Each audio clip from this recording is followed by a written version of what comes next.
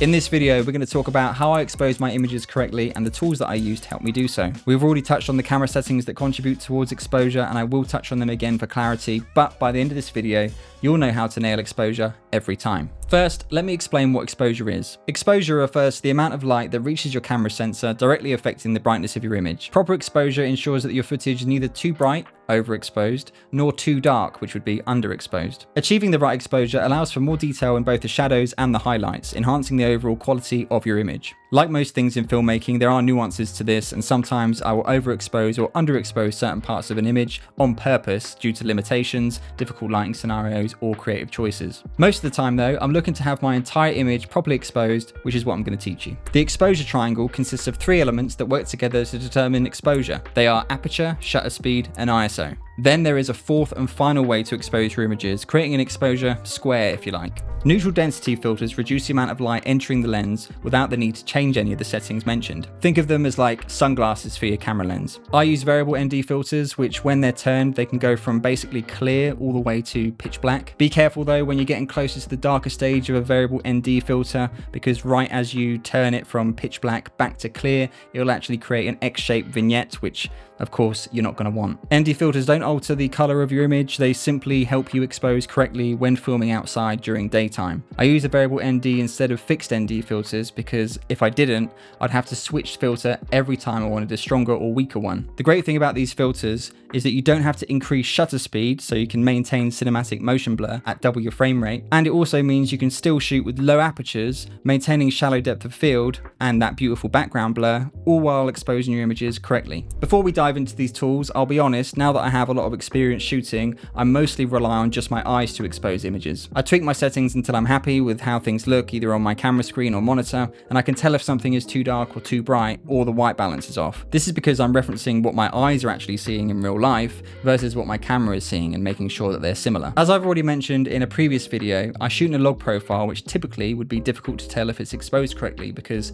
the image looks so flat and washed out. Gamma Assist isn't officially classified as an exposure tool for cameras, but I thought it would be worth mentioning because it transforms your log image into a color corrected Rec 709 image for display purposes. This means that while your footage is still recorded in log format, retaining its log appearance on the SD card, the camera provides a preview of how it would look after color correction. Recently, I've taken this a step further by importing my SLOG3 LUT onto my camera. A LUT or lookup table is essentially a preset for color and contrast that can be applied to a video. By loading this LUT into my camera or monitor, I can see the exact final results while shooting, which helps me streamline my workflow. Without a LUT, I would need to manually color grade each clip individually, which would be super time consuming, especially when creating longer videos like wedding videos with literally hundreds of clips. Using the same LUT across all of the clips basically changes the contrast and color the same way every single time. As a result, the exposure can appear correct to me without the LUT, but then end up being underexposed once the LUT is applied. This is due to the additional contrast adjustments that the LUT introduces. This is why, for the sake of accuracy and efficiency, having a display LUT can be very useful. Anyway,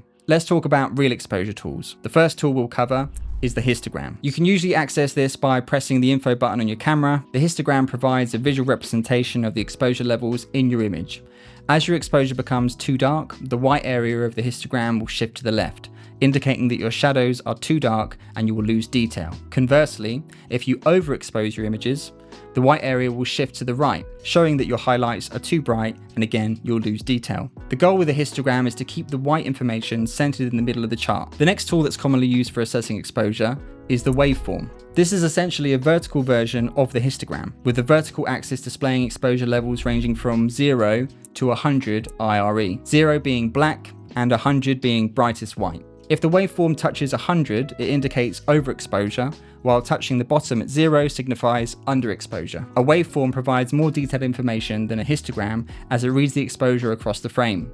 This means you can see exactly where in your image elements may be over or underexposed. Another reason why the waveform is a better tool for exposing video correctly, in my opinion, is because it's also the same scope that's commonly used when color correcting. Because of this, you start to learn where you want each part of your image to fall on the scale from 0 to 100. Although the waveform offers a better understanding of exposure and provides more information on which parts of the image are overexposed, it can sometimes be tricky to identify exactly. That's where our next tool comes in, which is zebras. This tool displays striped lines on any part of your image that's overexposed. It allows you to see exactly which areas are blown out, but the drawback is that it can block your view. For example, if you're shooting directly into the sun, pretty much all of your image will show zebra stripes, which can be distracting when trying to frame your shot. For this reason, I set the threshold of the zebras to 100 IRE, and this means the lines will only show when something is definitely overexposed. If I intend to retain detail of that part of the image, then I can, or I can choose to accept that, yep, it's overexposed and just concentrate on exposing my subject correctly. This tool is usually found on external monitors and assigns colors to different exposure levels, once again using the IRE scale from earlier, 0 to 100. Purple indicates completely black or crushed shadows, while dark blue signifies very underexposed areas. You want to avoid seeing purple or dark blue on your subject to preserve detail. On the flip side, red indicates overexposure at 100 IRE,